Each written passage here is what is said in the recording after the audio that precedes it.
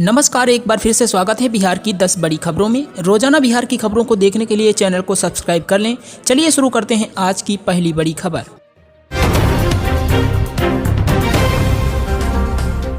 CM Nitish Kumar को जान से मारने की धमकी देने वाला शख्स गिरफ्तार, बताई हैरान करने वाली वजह। जी हां, बिहार के सीएम नीतीश कुमार को जान से मारने की धमकी देने वाला आरोपी को कोतवाली थाने की टीम ने मंगलवार को गिरफ्तार कर लिया है। आरोपी का नाम विशेष चतुर्वेदी है और उसकी गिरफ्तारी उसके बाढ़ के भगवतीपुर स्थित घर से हुई। विशेष ने सोशल मीडिया पर पोस्ट कर सीएम को जान से मारने की धमकी दी थी। आरोपी ने बीएससी आईटी की पढ़ाई की है और फिलहाल शेयर मार्केट में ट्रेडिंग करता है। उसके पिता किसान हैं। गिरफ्तारी के बाद उसे कोतवाली थाना लाया गया, जहां उसने हैरान करने वाले खुलासे किए। आरोपी विशेष ने अपनी गलती मानी और कहा कि उसने मुख्यमंत्री के खिलाफ में आवेश में आकर गलत बोल दिया था। उसने कहा कि मुझसे गलती हो गई है, सीएम साहब मुझे माफ कर दें। इस मामले में पुलिस सब इंस्पेक्टर का पुत्र आमिर खान व आफ्ताब खान को भी गिरफ्तार कर जेल भेज चुकी है। आमिर बक्सर का और आफ्ताब मुजफ्फरपुर का रहने वाला है। देश में सीएए लागू होते ही यूपी बिहार बॉर्डर पर हाई अलर्ट, इन जिलों में विशेष नजर की हिदायत। केंद्र की मोदी सरकार ने सोमवार 11 मार्च को नागरिकता संशोधन कानून सीएए की अधिसूचना जारी कर दी, जिसके बाद से ही देश में राजनीतिक बयानबाजी शुरू हो गई है। उधर देश में नागरिकता संशोधन कानून लागू होने के बाद से जिले में हाई अलर्ट घोषित कर दिया गया है।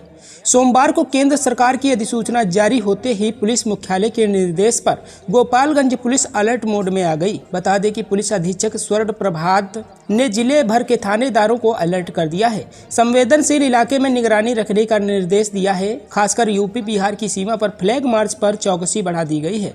वहीं आपको बता दें कि पुलिस अधिकारियों ने अर्धसैनिक बलों के साथ मिश्रित आबादी वाले संवेदनशील इलाकों में फ्लैग मार्च किया है। आम लोगों से शांति में रहने की अपील की है। खासकर यूपी बिहार के सीमावर्ती इलाकों में पुलिस ने निगरानी बढ़ा दी है। वहीं यूपी से आने वाले वाहनों को सख्ती से जांच की जा रही है। पैदल आने जाने वाले लोगों को भी पुलिस द्वारा तलाशी ली जा रही है, जिसमें गोपालगंज के भोरे, कुचाईकोट, कटेया, विजयपुर, गोपालपुर, विशंभरपुर, श्रीपुर, फुलवरिया थाने की पुलिस ने यूपी से आने वाले वाहनों की जांच शुरू कर दी है।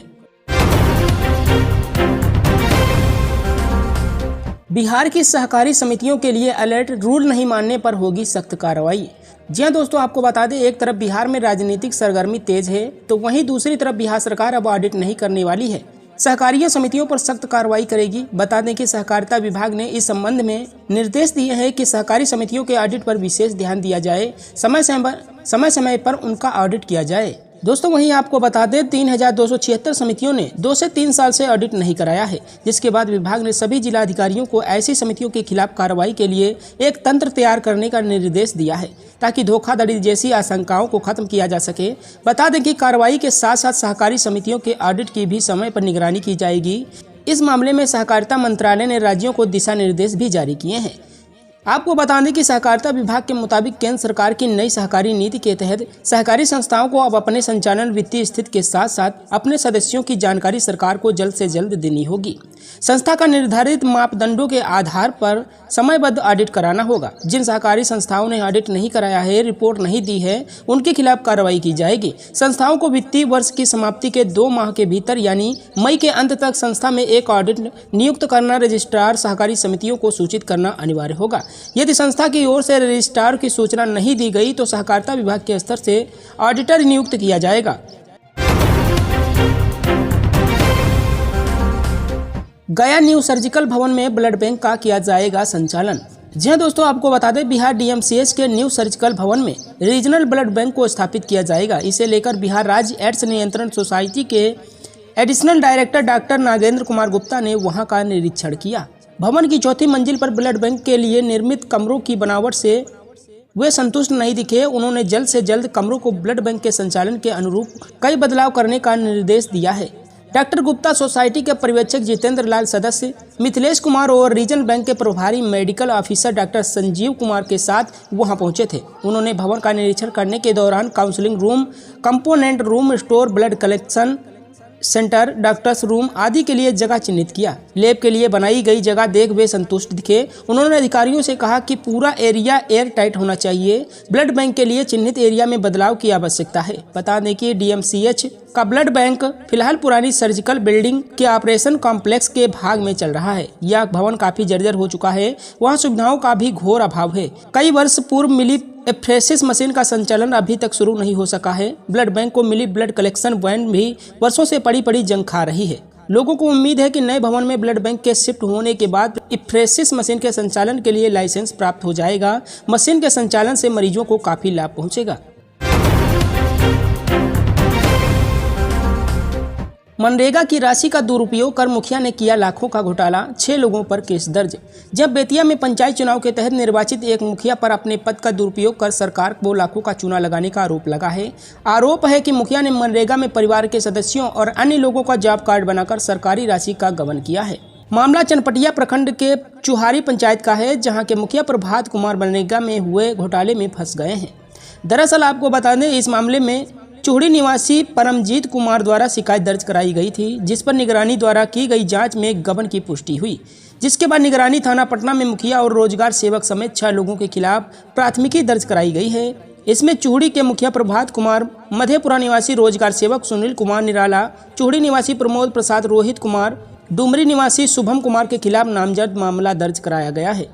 प्राथमिकी में बताया गया है कि इनके खिलाफ पश्चिमी चंपारण में मनरेगा योजना अंतर्गत कार्य कराकर सरकारी राशि का भुगतान कर बंदरबांट करते हुए सरकारी राशि का गबन किए जाने का साक्ष्य पाया गया है। शिकायतकर्ता परमजीत ने आरोप लगाया कि मुखिया की ओर से फर्जी जॉब कार्ड बनाकर मनरेगा योजना अंतर्गत बिना कार्य किए ही गलत भुगतान परमजीत के नाम किए जाने और मुखिया के भतीजा पिनाकी कुमार द्वारा यह कहकर कि पैसा बाहर से तुम्हारे खाते में मंगवाए हैं, उसे वापस कर दो और पैसे ले लेते थे। यह भी आरोप है कि मुखिया प्रभात कुमार द्वारा अपने संबंधियों बड़ा भाई प्रमोद प्रसाद, भतीजा पिनाकी कुमार और रोहित कुमार और योगा पट्टी के डुमरी निवासी भगीना शुभम कुमार के नाम जॉब कार्ड बनाकर उनके नाम से खाता के माध्यम से मनरेगा योजना की राशि प्राप्त कर लिया जाता है, जबकि उन लोगों के द्वारा कभी भी मनरेगा योजना में कार्य नहीं लिया गया है। अब कॉलेजों में नहीं बनेंगे मैट्रिक इंटर परीक्षा केंद्र, शिक्षा विभाग का बड़ा फैसला वजह आई सामने। जब इंटरमीडिएट और मैट्रिक की परीक्षा का केंद्र अब कॉलेजों में नहीं बनाया जाएगा, इसकी जगह दूसरे केंद्रों की तलाश करने को कहा गया है। माध्यमिक शिक्षा निदेशक कन्हैया प्रसाद श्रीवास्तव ने जिला शिक्षा अधिकारी को इसकी तैयारी शुरू करने को कहा है। आगामी मैट्रिक व इंटर परीक्षाओं में छात्रों के बैठने की समस्याएं के अलावा उपस्कर की भी कमी होगी।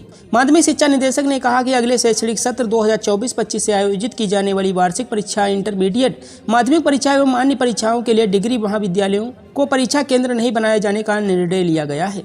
बिहार विद्यालय परीक्षा समिति ने कहा कि 2025 में आयोजित की जाने वाली 10वीं 12वीं वार्षिक परीक्षा एवं अन्य परीक्षाओं के लिए परीक्षा केंद्र निर्धारण उसी विद्यालय में किया जाए जिसमें पर्याप्त आधारभूत संचार हो, ताकि परीक्षाओं के दौरान कक्षा 9 एवं 11वीं का वर्ग संचालन हो सके। परीक्षा केंद्रों की औपबंधिक सूची का चयन कर बिहार विद्यालय परीक्षा समिति के साथ साथ विभाग को भी उपलब्ध कराया जाए। परीक्षा संचालन एवं वर्ग संचालन साथ साथ हो चुके, इसके लिए आधारभूत संरचना में विकास करने की आवश्यकता हो तो अविलंब कार्य प्रारंभ कर पूर्ण कराया जाए। भले ही विभाग की ओर से यह फैसला लिया गया है, लेकिन परीक्षा केंद्रों के लिए बड़ी समस्या उत्पन्न होगी, क्योंकि प्रतिवर्ष छात्राओं की संख्या बढ़ रही है। डिग्री कॉलेज को केंद्र नहीं बनाने की वजह से शिक्षा विभाग को काफी परेशानी होगी। दूसरी ओर छात्रों को भी परेशान होना पड़ेगा, क्योंकि परीक्षा केंद्रों को ग्रामीण क्षेत्रों में बढ़ाया जाएगा। अब की बार ग्रामीण क्षेत्र के मध्य व हाई स्कूल को परीक्षा केंद्र बनाए जाने की संभावना है।